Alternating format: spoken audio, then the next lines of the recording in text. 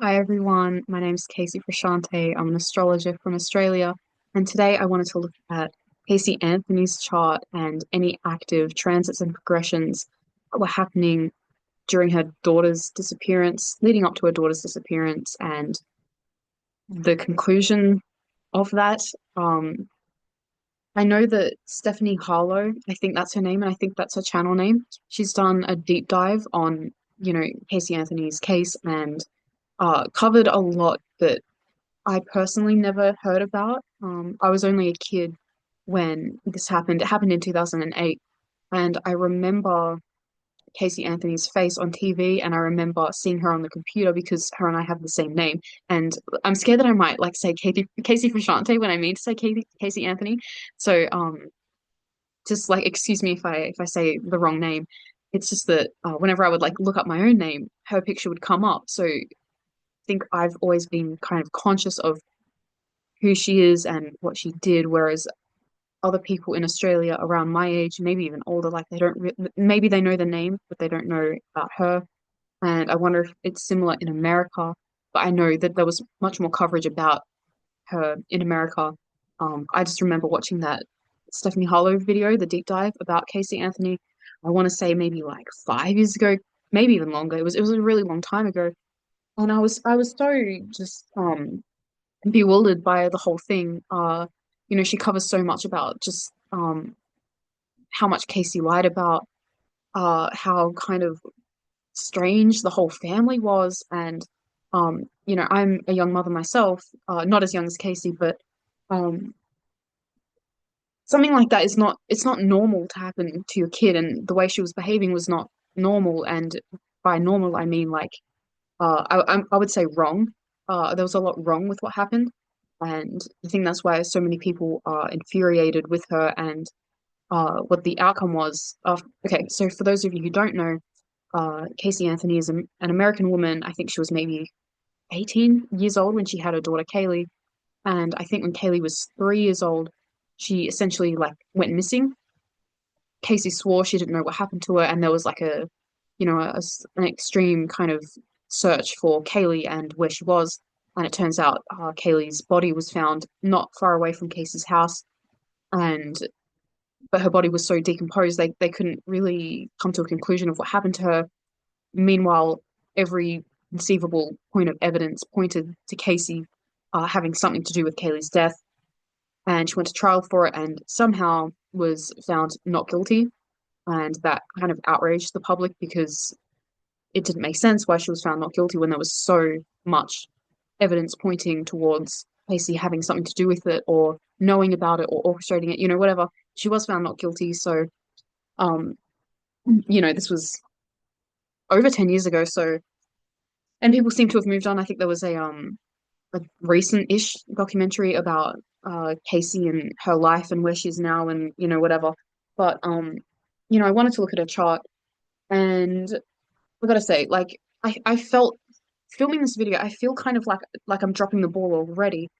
Um, and I got kind of tripped up on the name, the similarity of the name between me and Casey, and um, I think when I start to talk about her chart, it will make quite a bit more sense because she's got a lot of Pisces going on, a lot of Jupiter going on, and I think we should just probably um get into what happens. Right. So let me share my screen. Okay, here's Casey's chart, and like I wanted to start with like the sun, moon, rising, and then we'll kind of get into any nuances in the chart, and then we'll look at the transits, progressions, and solar arcs. So Casey is a Pisces sun, and this Pisces sun squares Mars and Uranus in Sagittarius in a 10th house, essentially. Um, and it also squares her midheaven. And Pisces suns, they're very susceptible to their environment. They are typically more of a creative spirit. The sun, what is the sun? I should probably, talk about that a bit. The sun is essentially your mission in this lifetime. It's kind of like a quest that you're on. So the sun in its sign and house will kind of give an overview of what you're supposed to do in this lifetime in the grand scheme of things. It's not necessarily related to the midheaven regarding your vocation. it's more just about your general life mission. And with the first house, Pisces Sun, she kind of had a romanticized and idealized vision of the life she wanted to create for herself. And, you know, Pisces, a lot of the time, like I said, they're going to be more creative and artistic, and they do have the tendency to be kind of drifters of the world, just because they're not really grounded in reality, depending on what else is going on in the chart. They're not super grounded in reality. They're drawn more towards the spiritual side of life and less on, getting a 9 to 5 job as an accountant or, something like that. And with the sun being in the first house and based on some other things going on, which I'll try to touch on, but I might skip over them. Uh, Sun in the first house, chances are her father made a strong impression on her and was very imprinted into her personality. And there's plenty of other things in her chart that relate back to what I just said as well. Also, I should preface that she alleged that her father um, was inappropriate with her at some point in her life, and I'm not saying this just to kind of back up her statement because I don't know, I wasn't there, and I don't want to say this suggests that he did or he didn't. I'm not getting into that at all. Um, I'm just saying that there is something about the masculine energy of her father that was very imprinted onto her. Um, and Pisces sons a lot of the time they don't have a very clear image of their father, and I don't want to offend anyone by saying this, but it's very often that the father wasn't around. That could just mean he worked a lot or anything like that, but usually there can be something to do with the father being involved in, drugs and alcohol. There was this very kind of elusive quality about the father. And she also has Saturn retrograde, which I'll talk about a bit more later. But when someone has Saturn retrograde, a lot of the time, that can also indicate that someone's father wasn't typically around that much. It's in her ninth house, so I'll touch on that a bit more later. But Pisces Sun, very susceptible to the environment, very sensitive, more creative, and you can see by her chart there's a lot of water going on, which again I'll get into a bit more later.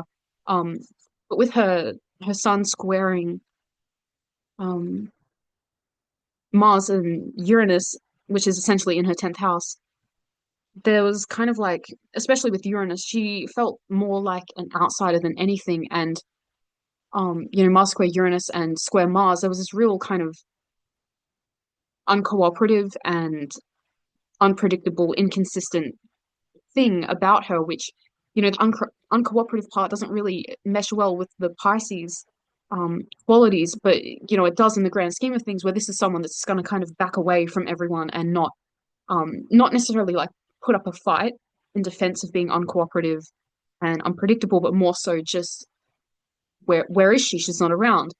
Um, Saying she'll be at the bank at 9 a.m. and then she doesn't show up until 4 p.m. It's that kind of elusive energy regarding her being uncooperative. She was very kind of undependable as well um, regarding that. And, Sun Square Mars is typically going to be someone that is more kind of lusty and impulsive. And with the signs being Pisces and Sagittarius, this is kind of like um, very casual, slapdash kind of um, outlook on life. With the sun being in the first house and Mars being in the 10th, it was kind of like this carelessness towards her reputation, towards where she was going in life, and just kind of, Pisces drift along as it is, just being a Pisces sun, kind of drift along. And with the Sagittarius influence, there was kind of like a carelessness and lack of urgency regarding anything to do with her life. Mm. And, the Mars squaring the sun as well, that can be indicative of someone that has a lot of issues with their father. They feel very um, like they're fighting with the father, they're fighting the father's influence. This is someone that is in overdrive, but, like I say overdrive, and then I immediately feel like the car is kind of like in neutral. Like just when I say that just now regarding her chart, it's like, the the sun squaring Mars would be overdrive, but in the signs that they're in, it's like she's just leaving the car in neutral, or like, it's she's in like second gear and it's just kind of like stamping down on the accelerator, and the engine's kind of like burning out a little bit. That's what it feels like with these two signs, particularly. I don't know what that's called. It's not stalling, is it? Yeah, it's kind of like she's needing to change gears, but she just She just won't. And you know, again, the Mars square Sun is like a very touchy personality, but not necessarily aggressive regarding the signs that they're in. It's more so very touchy and then withdrawing.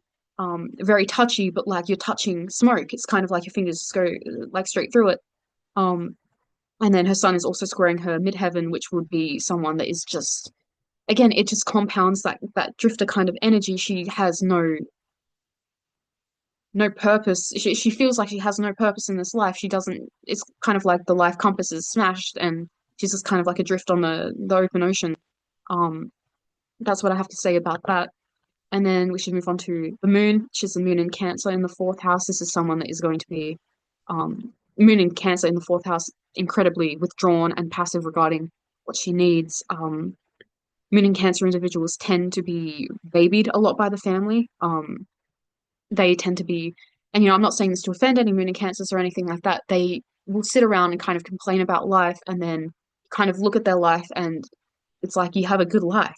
And I'm not saying that for in like a what's the word? Kind of like a jealous manner. It's like you look at the quality of their life and generally speaking, depending on other things in the chart, their quality of life is quite good. And I know in Casey's circumstances, she lived at home with her parents, and I know that that's not comfortable. But she lived in probably a nice house with her parents. She had a beautiful daughter. She was working at the time, I think. There was nothing particularly quote unquote wrong with her life, and yet it wouldn't surprise me if she was kind of sitting around, kind of moping about, you know, the state of her life. But I digress. She also has the moon opposite Neptune.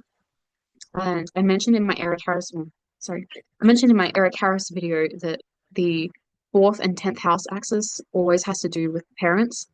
And when it is a positional aspect, it will have to do with parents' relationship on, you know, one side of the story, it's the interchange between the parents. And on another side of the story, it's going to be Casey um, in kind of like a conflict with society as a whole. And it's very interesting that we have Cancer and Capricorn, which would represent you know, so the traditional signs of the parents, Cancer being the mother, Capricorn being the father, but also Casey's emotions in the fourth house being, you know, quite private, very contained within her, and then also the dreams of Neptune and, you know, the world at whole, the society that she's living in. I think she was living in, you know, Florida, the United States. Um, the kind of dreams of that era were kind of not really meshing with how she actually felt. She couldn't kind of consolidate how she was feeling with how she was supposed to kind of operate in the world. And I think that could, you know, point to her being, you know, a single mother. She was living at home. I'm pretty sure, I'm like actually certain that no one knew who her daughter's father was. So she was a mother, which is kind of like what women are expected to be in, you know, Western culture. She was a mother, but she was unmarried and the father was nowhere to be seen. She was living at home with her parents. So there was that kind of interchange going on there as well. But Moon Neptune individuals, and I have a lot to say about this because I have Moon opposite Neptune also. Um, there's a real ambivalence towards being alive, and there's a real ambivalence towards living and operating in the world, and there's a real longing for oblivion. And it's almost like every day is kind of difficult to live because you have things to do, you have bills to pay, you have people to talk to, you have all these things to do. And Moon Neptune individuals, a lot of the time, they're so hypersensitive, especially with an opposition, that being a relational aspect. Um, they really get just sucked into that Neptune thing, and you know, it's very difficult to operate in a kind of Capricorn structured world when you have a Moon Neptune interchange, just because you don't want to be here and you don't want to be involved in that, and yet you kind of have to because it's just the world we live in. But she would have struggled with kind of just responsibility in general, and you see that with the squares from the Sagittarius planets to the Pisces planets. That's going to be indicative of someone that doesn't function well in this world just out of carelessness and irresponsibility, whereas the Moon Neptune interchange is more of just like a disregard for structure and a kind of incompatibility with responsibility and duty and everything like that. It's kind of like she couldn't. she couldn't cope with the responsibilities of being an adult, and this would go back until childhood. I can remember feeling like when I was maybe even like 4 years old. As soon as I kind of had consciousness, I was kind of like, I just don't want to be here. This isn't for me. And that's very common with Moon Neptune interchanges. And then she also has her moon square Venus in Aries. But this isn't, I wouldn't really consider this a T square when I'm talking about it just like this. I just wanted to talk about the moon and what's going on with the moon separately. But when you have your moon in hard aspect to Venus, this is going to be someone that is likely um, very concerned with keeping the peace, which I mentioned in my Eric Harris video as well, which I don't want to keep referring back to because I don't know which one I'm going to post first, or if anyone else is going to like go to my channel and watch my other videos. But you know, I talk about sub personalities a lot when I talk about astrology. She has that sun squaring the Mars Uranus conjunction, which is someone that is very uncooperative, and then the moon is squaring Venus, which is someone that is so overly adaptive to what other people want. But again, if we're talking about two feminine planets in aspect, this can be more internal. So when she was kind of like needing to be, or when she was expected to be cooperative, she was uncooperative, and then kind of maybe felt quite bad about that, and internalized it and didn't necessarily. Um, oh, what am I trying to say? It's like she was uncooperative. We already established she was uncooperative in a non-offensive manner, um, and then did feel quite bad about it internally, but never would have spoken about it because these are two very yin planets squaring each other. Um, and so she has that moon in Cancer in the fourth house, which is very, and opposite Neptune, very like just emotionally needy, and private, self-contained. Um, and then she has that the Venus in Aries, which is very kind of like emboldened and impassioned, and it's in the first house of the physical body. And I think there's some other things in the chart that kind of point towards this as well. I think there was I think she kind of not weaponized, that's not the right word, but there was something to do with her as a woman and her sexuality that was, again, it was like a breaking off of the personality from Casey Anthony. And it was like that was, she has all those Pisces planets, we've spoken about that. This is kind of broken away from that, and a totally different, this was like her method of escape, I think. The sexuality and the feminine relating to towards men specifically. Um, that felt like it was her only outlet into the world because she was so um, unbound and unquantifiable, and her whole kind of like essence was just not really there. Then when it came to her sexuality, that was kind of the only kind of the grounding that she had in this world. Um, and Sue Tompkins writes in her book, it's called Aspects in Astrology. And I mention that book a lot, and I talk about that book a lot. Is my microphone even on? So I'm not seeing like my mic doing anything. I wonder if I should stop this video and like check something. Maybe I will. Mm.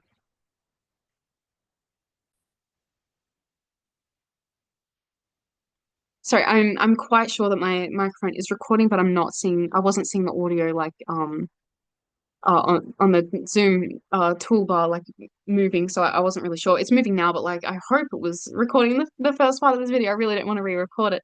So where was I?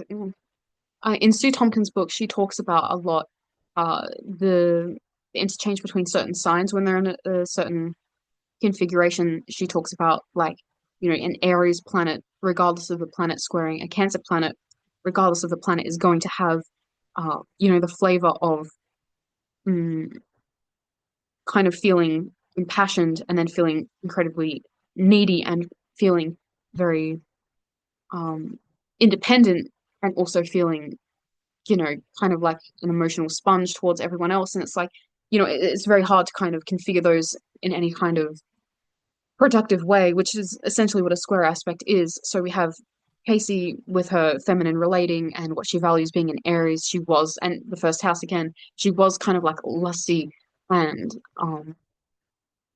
the Venus is in fall, so it's not operating typically very healthily. She was impatient regarding relationships, regarding what she valued.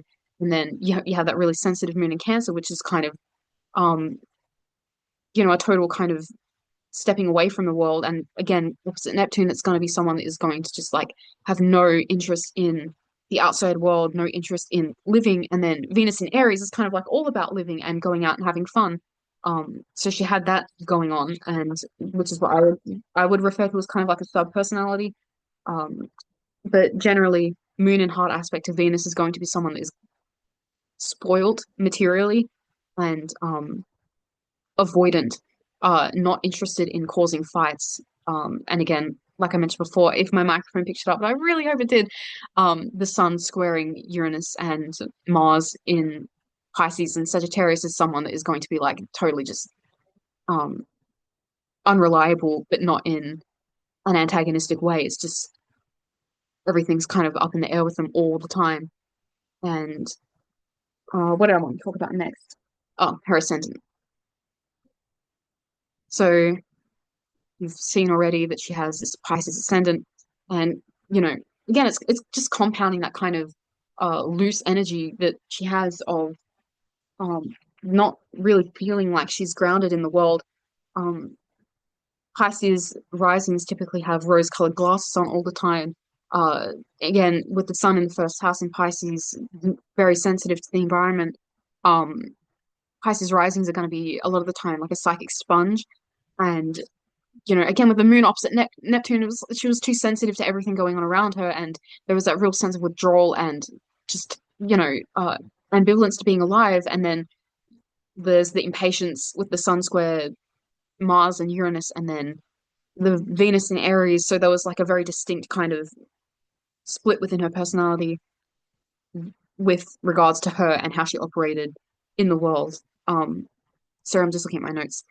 Uh, And Pisces risings, a lot of the time, not always, depending on other things in the chart, they do have a tendency to want to escape with drugs and alcohol, just because, and again, Moon Neptune, the world is just too much for them. There's too much going on all the time. They're too sensitive. They can't deal with it.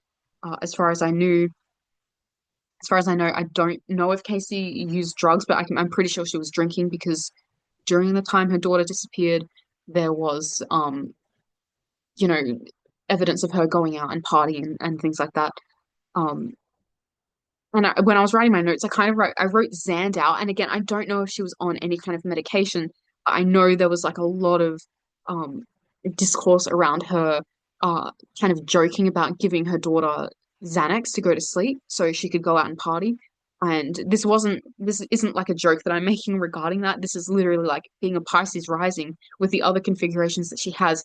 And again, like I have quite a lot of water in my chart, and I'm kind of sensitive to when I look at other people's charts. Like I feel like I kind of calm them. And again, I feel kind of lower energy than I usually do after looking at a chart. Anyways, I just kind of wrote Zand out because that's kind of how she felt all the time. It was just kind of like this uh I keep saying the word careless. There was just this carelessness through life, kind of like waking up a bit like blinded and just kind of like getting ready for work, going to work, kind of just like going through the motions, which is like, you know, kind of what's going on in her chart.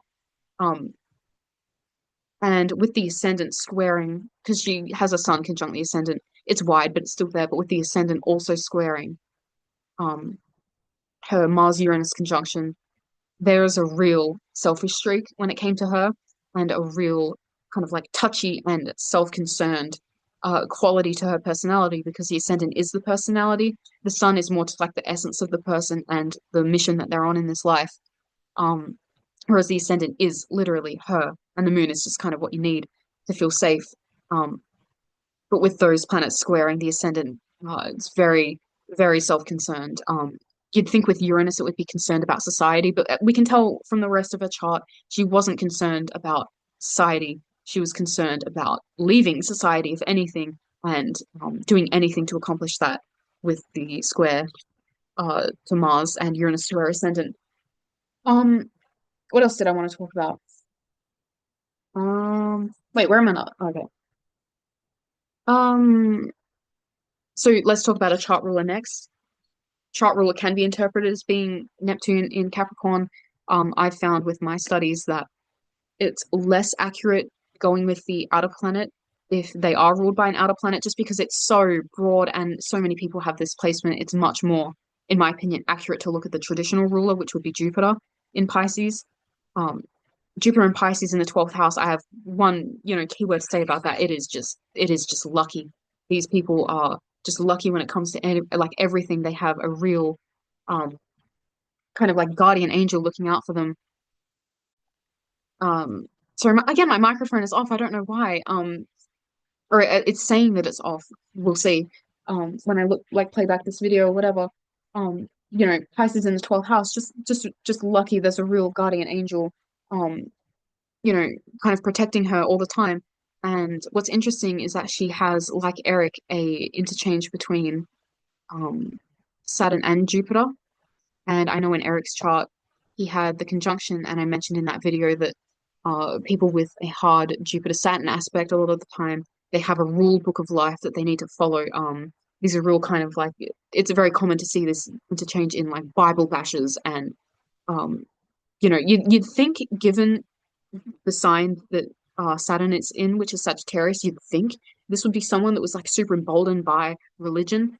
Um, but I got to go with my gut on this one and say that the Sagittarius being in square to Pisces, this is someone that threw out a rule book, didn't have a rule book, or someone that had the rule book of like, um, you know, the universe is my rule book, going off of vibes, that kind of thing, a real disregard for organized religion, especially with Saturn in the ninth house, a real disregard for the law, disregard for morals and ethics, not again, not out of any kind of malicious intent. Jupiter and Pisces is kind of the opposite of malicious.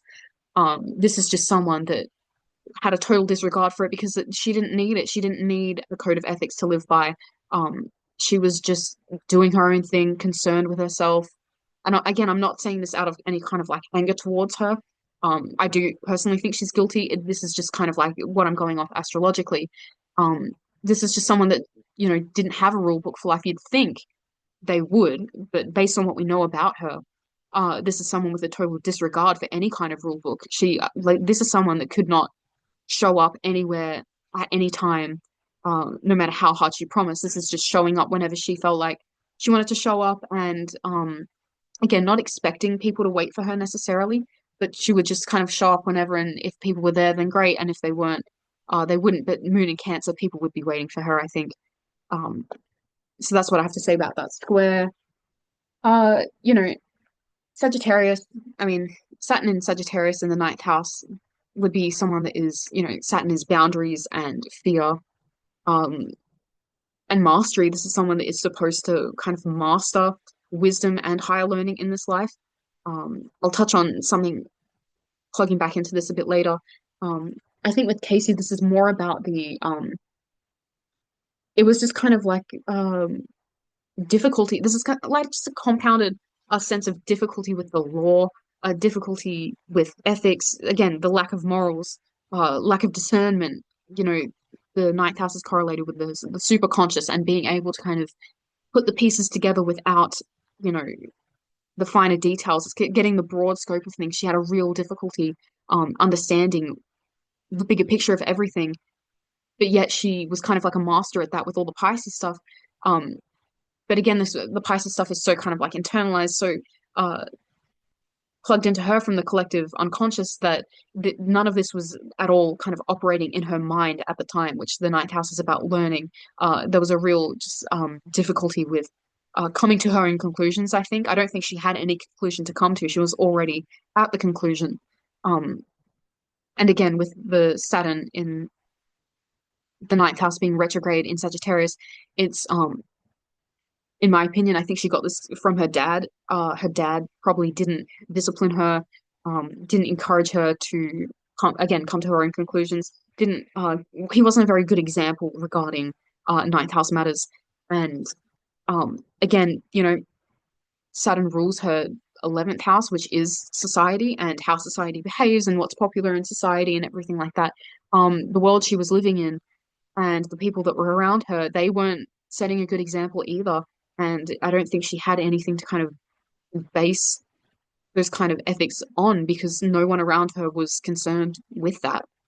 Um, and I also wanted to note she has zero planets in an air sign in her chart. She has Chiron in Gemini, which isn't a planet, it's an asteroid.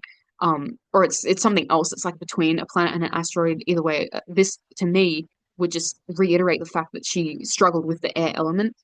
And people that either lack air or have no air, it's interesting because you act the way someone without air would act, or you try and overcompensate for the fact that you have no air. So someone overcompensating uh for the fact they have no air in their chart, these are kind of the pseudo-intellectuals of the world. These are people that are going to try to sound smarter than they really are. These are people that are going to kind of look into everything in such kind of granular detail that they lose all sense of kind of comprehension and cohesion, and it's all over the place. And I've noticed this is like, in my opinion, the most obvious kind of manifestation of a lack of air is these people have a real sense of difficulty in the social scene. They can't socialize with people normally, and again, they feel like um, at least in Casey's case, she's gonna feel like with that Saturn squaring the ascendant and Mercury and the Sun, feel like an alien, feel like an outsider, and then with the lack of air as well, it's like she probably feels like everyone else is wrong. Everyone else is the weirdo. I'm the normal one. And that actually might have been the case when it comes to her life, based on that Saturn in Sagittarius in the ninth house and what it's doing in her chart.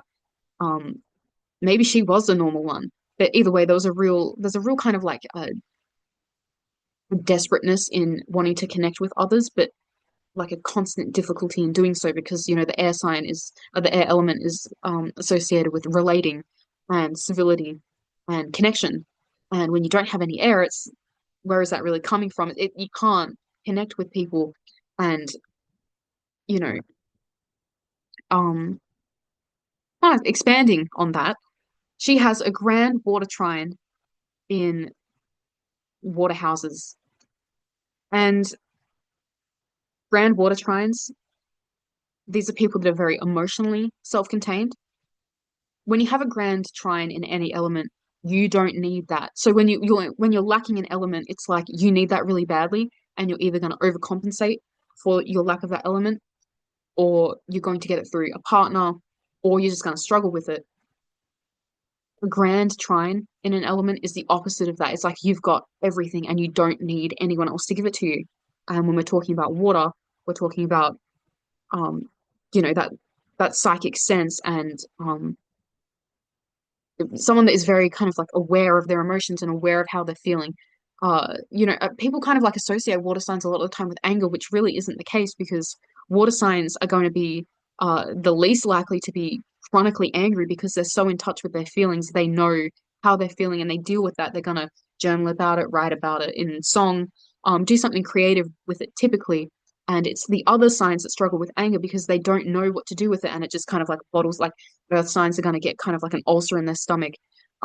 Air signs are just kind of gonna, bottle everything up and like, put on like that kind of like the shit eating grin of just kind of and air signs are gonna just, I mean, fire signs, they're gonna be the ones that kind of like explode with anger because they're so like self-involved that they how dare anyone else kind of like anger them. But the water signs are the ones that are kind of like, oh, that makes me so angry, and they do something productive with it. So hypothetically, if Casey did something to Kaylee, this was not done out of like anger, and it was not like a snap of the finger kind of decision. Casey was too self-contained regarding her emotions, and again with all the Pisces stuff and all the Sagittarius stuff, and then being in square and everything like that, she was just totally um blown every which way. Just imagine her on kind of like a pool noodle in the middle of the ocean, just drifting along with no real sense of direction. Also, she has no fixity in her chart. The only planet she has in a fixed sign is this Pluto, which is like, very as collective as you can get. This has kind of nothing to do with her. Not nothing, but it's a very it's not personal at all. It's the most transpersonal planet that there is. So again, those with a lack of fixity in their chart, they have trouble sticking to anything. Um, and again, coupled with everything else in Casey's chart, she was just this kind of loner, maybe overcompensated socially because I know she went out a lot. That this could have been her making up for the lack of air in her chart. Um, going out all the time, uh, just drifting everywhere, like kind of didn't operate in like an earthly to the earth time and was just kind of, you know, blowing with the wind and everything like that. And that's kind of all I have to say about her personality. Um, and based on what I know about her, I find this to be actually, and I'm not basing what I know about her on her chart. I'm basing her chart on what I know about her. Um, and I think that's all I have to say about her personality. And I wanted to get into everything that was kind of active from October 2007 to November or December 2008. Kaylee went missing mid-June. So that's kind of like a bit before and a bit after. Um, Most interesting to note, in my opinion, she recently had a progressed new moon. She was in her progressed new moon lunation cycle. This essentially just means that she was in a new chapter of her life. She would have given birth to Kaylee in her balsamic phase, which is the closing out of a chapter. And I also gave birth in a balsamic phase, and this is very, very common. You'll see this a lot if you study astrology. Women a lot of the time tend to have their children during a balsamic phase because they've usually, worked and got married and, graduated from uni and everything like that, and then settling down in the that's a big kind of like keyword for the balsamic phase of settling down. You're closing a chapter of your life and you're consolidating everything and kind of getting ready to move on. And then the new moon phase is like, what do I do now? It's as Aries as it can get. It's this new beginning, and your kind of your internal desires are very much in line with um your internal needs at that time. And so just, keep that in the back of your mind. Casey was going through this real kind of metamorphosis of um her life. This I don't even want to say this was a new chapter. I kind of want to say this is like she was entering a new book, new volume in, the series of her life.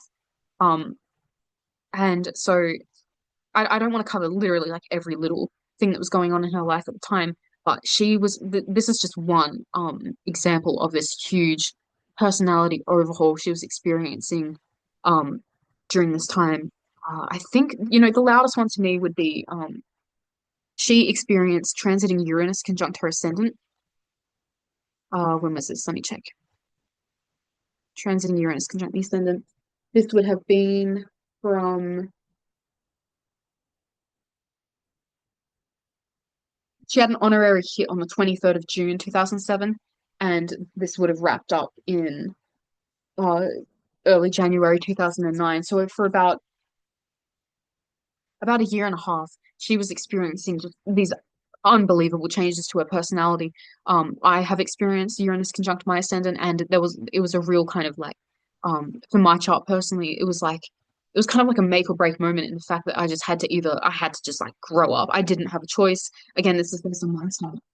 I also lost like I want to say probably 40 kilos in about 2 months, which is like I don't even think that's possible. It happened during my Uranus conjunct the ascendant. And that's kind of how Uranus operates. It can kind of do the impossible out of nowhere. You can't predict a Uranus transit. It just initiates change of some sort. Um, and so with Uranus conjunct her ascendant, and then it would have, conjuncted her Mercury and her Sun within, let's say, 5 years. This would have been going on. That it was just a huge change into how she kind of looked at the world and her personality and how she operated in the world, and not even just in the world but in the home, in herself. Like everything changed. um so that's another thing. Like she was going through a progressed new moon lunation cycle and had Uranus conjunct the ascendant at the same time. This is someone that is probably going to want to break free from any kind of restrictions that they had. um Also to note, because she does have the ascendant square Uranus, she was experiencing her first Uranus square, and this happens to everyone at around the age of, I think, 22. It can depend on, if you were born with like a retrograde or if it goes retrograde and whatever. Um, it happens around the age of 22, 23, 21, 22, 23. Um, this is the square that is kind of like, this is when you realize you're kind of on your own. Typically, it's different for everyone regarding the culture and how they kind of live their life and what their family background is like. But for everyone, it's kind of like your frontal lobe is starting to develop, and you hit that point of, um, it's like it's kind of like you coming to terms with like this being your life now. You need to break away from the parents, and you're responsible for yourself. Um, Ironically, this happens around the same time as your first closing Saturn square. Casey would have had transiting Saturn in her sixth house, squaring her natal Saturn, and this is very common. You know, your Uranus square and your Saturn square typically occur about the same time, and you know, Saturn and Uranus are what's the word? Not friends. They're like enemies, or they're kind of the antithesis of each other in astrology and astrological myth. Um, because Uranus is all about change and about um making quick change and not really considering the consequences and just kind of like going for it because that is what you feel like you need at the time. That is what society feels like it needs of you. And Saturn is kind of like, hold your horses. What's really going on here? It makes you kind of reevaluate everything. Whereas, Saturn is the brakes and Uranus is going to be the accelerator. So that's what it feels like for a lot of people around the age of 22. It's like you've got your foot on the brake and your foot on the accelerator. And there's just typically a lot happening at this time. Um, you move out, you graduate from university, you move out, you start working in the adult world. Um, Chances are you get in like a serious relationship around this time. For me personally, I got married and had a kid. That's very common as well. I think in a different life, Casey would have actually done this just based on the configurations in her chart. She would have been looking for a substitute parental figure to marry. Um, I digress. And so again, progressed new moon lunation cycle, Uranus square, Uranus conjunct the ascendant, and Saturn square. And these are all to do with just individuation and her kind of waking up to the fact that this is her life now. And she's not someone that ever really felt like she had a direction in life. And then when you have a kid, everything changes. And, it was definitely, I think, in my opinion, she kind of became conscious after living her entire life unconscious. She became conscious and was kind of like, nope, I don't want to live my life this way. This is not the life that I want. It's not the life I envisioned for myself. Not like she envisioned any life for herself. I think she just realized this was a big no no for her. And she was also going through solar arc Jupiter equals Sun. And this is just kind of like an amplification of the personality and the solar energy and what she was here to do. And it was an overconfidence is what a Jupiter equals Sun, solar arc will kind of equate to, an overconfidence in herself and her abilities and personality and everything like that. And that's kind of, so these new personality changes that she was going through, I think she felt justified in things that happened. And then the last thing I wanted to touch on was that she also had her progressed ascendant progressing into Taurus. Again, how many indicators is that now? Five? Um, Uranus, transiting Uranus conjunct the ascendant, huge changes to the personality. Um, Transiting Uranus square natal Uranus, urge for freedom. Transiting Saturn square natal Saturn, kind of consolidating your losses, figuring out what you want to do with your life at this point. Have you made the right choices? What can you fix before it's too late? Jupiter equals Sun. I feel confident in my choices or the choices I'm about to make. Progressed ascendant, ingressing into a new sign. Again, this is not similar to Uranus conjunct the ascendant. It's just kind of like a new outlook on life. That isn't kind of like a sudden change. It's just kind of like a natural process of how you're looking at the life. And, you know, it felt the progressed ascendant ingressing into Taurus felt probably very organic to her, whereas the Uranus stuff felt more instant and uh blindsiding. Is that a word? She felt blindsided. by these changes to her personality, but then there was also a side of her that felt ready for this change. Um, yeah, with the Uranus conjunct the ascendant and it squaring natal Uranus, there was just this huge, immense drive for freedom, and with her having um, Uranus conjunct the midheaven natally. This is kind of like freedom in what she's doing with her life and where she's going. And Uranus is a planet about the future as well, and kind of vision, future vision. And I think she was envisioning something different for her life. Um, and I don't know if I really want to comment on um the minor transits she had going on at the time, but I think I will with Mercury just because it happened during Kaylee's disappearance. She had transiting Mercury conjunct her fourth house cusp, stationing retrograde, and so Mercury rules her fourth house. The fourth house is just the domestic sphere. It's what happens in private. Um, with this stationing retrograde, conjunct her fourth house cusp, and then it's stationed direct opposite her Saturn, which again is like, Saturn is responsibilities and um, kind of the what's the word? What am I trying to say? It's responsibilities and the expectations of society on you, and depending on the configuration, the expectations you have of yourself, and with Mercury kind of retrograding over her fourth house cusp and then stationing direct opposite Saturn, stationing direct opposite of Saturn, and when it went retrograde over her fourth house cusp, it would have squared these planets again, which were like, in my opinion, kind of like her selfish, very concerned signs. There was, and very ironically, this occurred, I want to say late May 2008 to late June 2008, and Kaylee went missing on the 16th of June. So this is literally exactly the time Kaylee would have gone missing, or and likely, died. Um, Very ironic that this is a transit that would have a lot to do with reconsidering her private life, reconsidering her independent urge, and with it, stationing direct opposite the planet of karma and in the ninth house of the law and morals and ethics and whatnot. I astrologically and obviously personally, because this is the conclusion that I'm coming to, and the energies that I've kind of um that I've felt throughout the analysis of her chart, not just now, but when I was preparing for this video as well. Um, I do think, I do actually think Casey was a good mother before the new moon and the progressed new moon lunation cycle. And I think all of these kind of uh, sudden transits to um her chart just kind of really just walloped her. And I'm not making concessions for her. I'm not doing any of that. It's just, I'm trying to think astrologically.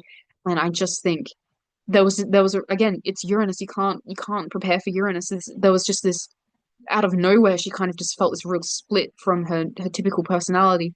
And I don't even know if it was a purposeful choice on her part with what happened to Kaylee, or if it was just negligence, because there's plenty that points to a chart of just being, irresponsible and negligent towards her own child, especially with the moon ruling her fifth house of children.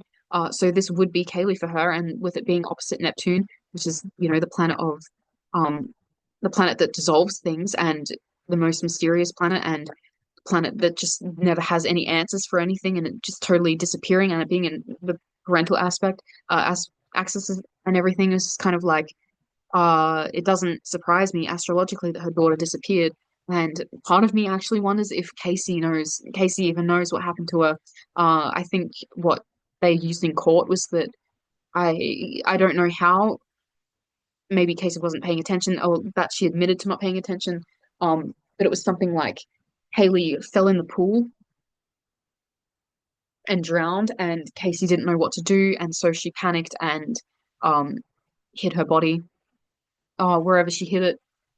And yeah, and again, when you watch kind of like the deep dive into what happened with Casey and Kaylee, um,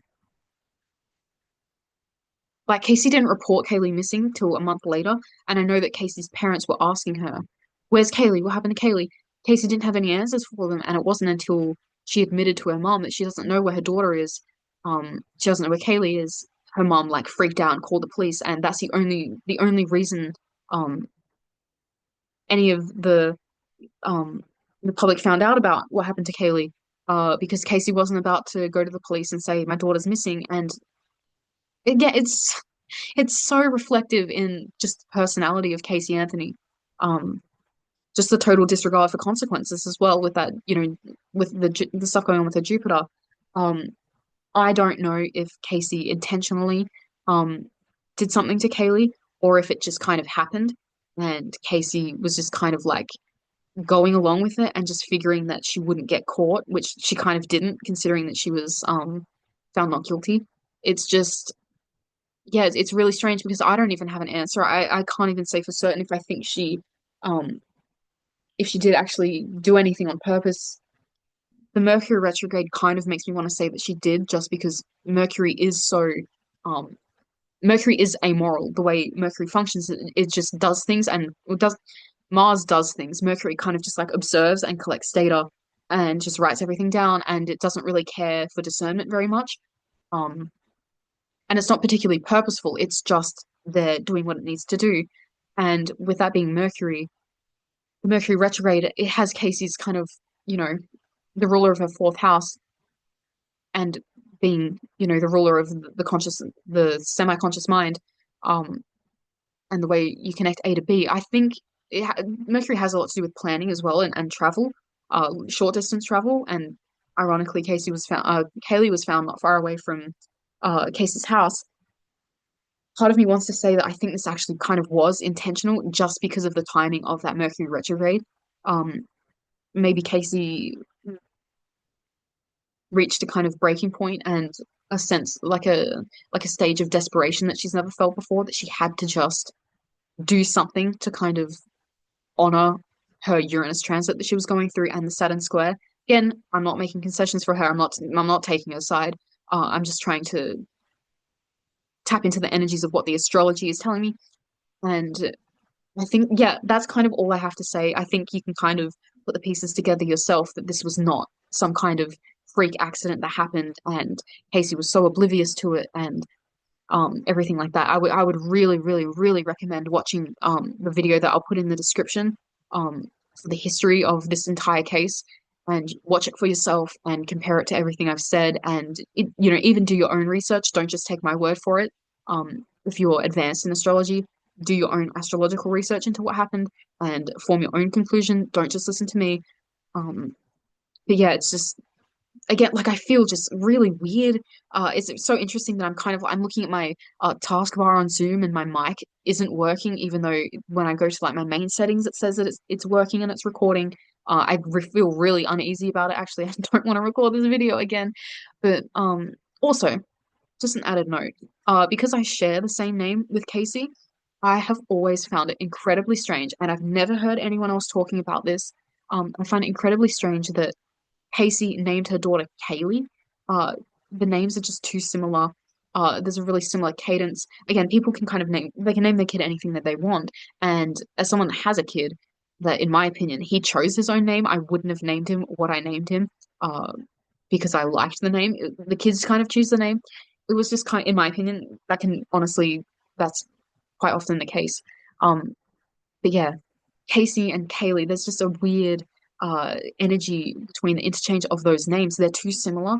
Uh yeah, I've always found the choice of naming her daughter Kaylee when she's named Casey to be quite strange. Again, that's just my opinion. And as someone called Casey, I would never name my child something so similar to Casey.